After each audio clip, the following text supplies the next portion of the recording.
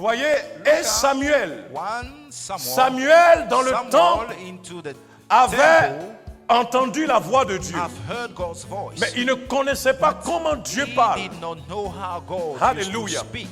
Parce qu'il fallait qu'il vienne vers Samuel pour que Samuel lui apprenne à identifier l'esprit qui est derrière la voix. Vous comprenez cela? Alléluia. Mais Samuel entend la voix de Dieu. Il a reçu la révélation et la vision d'entendre la voix de Dieu, mais il ne sait pas comment Dieu parle. Donc il s'est dirigé vers Samuel. Alléluia. Parce que dans le plan de Dieu, un ministère, une onction doit être introduite par une autre. Alléluia. Un autre ministère. C'est pourquoi une assemblée qui n'a pas de ministère, même s'il n'y a qu'un seul pasteur, mais qu'il n'y a pas d'autres ministères, mais l'église leur reste stérile. Alléluia.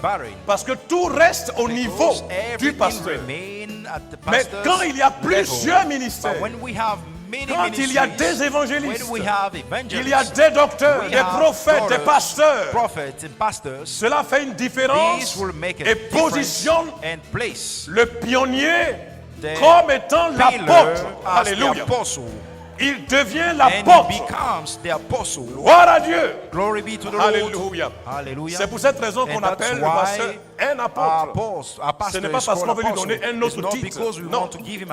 Mais c'est parce que le missionnaire, par la grâce de Dieu, a permis qu'on ait dans cette église des ministères et même au-delà de cette assemblée à l'intérieur, qu'on ait des ministères qui perpétuent l'esprit qui est ici, dans cette œuvre. Alléluia. Amen. Mais la marque pour reconnaître un jeune ministère, comment savoir qu'un frère est rempli et qu'il a la main de Dieu sur lui?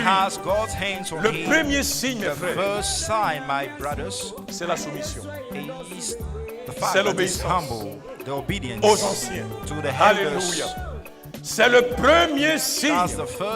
Celui qui commence à dire, mais moi j'ai un don, Dieu s'est révélé à moi, je peux commencer déjà à expliquer, à démontrer les choses, à entrer dans des explications, dans des choses que Frère Branham n'a même pas dites.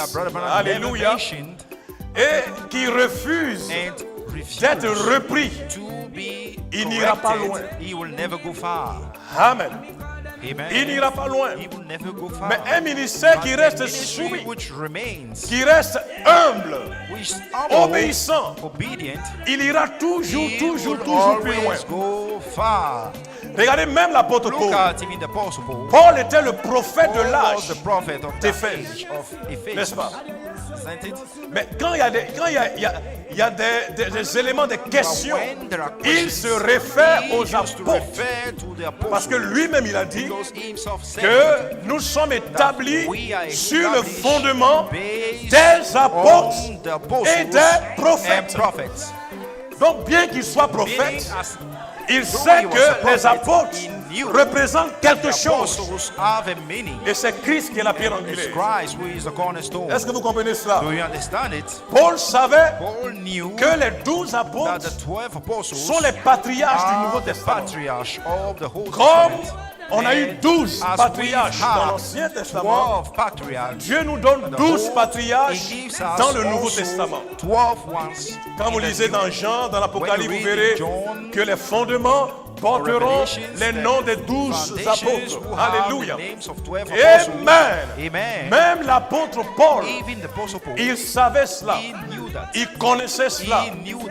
Et quand William Marion Branham est arrivé, il s'est référé également à Paul. Parce que Paul se référait aux apôtres. Bien qu'il ait reçu la qualité d'être le messager de l'âge. Amen. Et c'est dans cette dynamique que l'œuvre avance et l'œuvre avance dans le respect de tous les auxiliaires de Christ autour des messagers et du pasteur.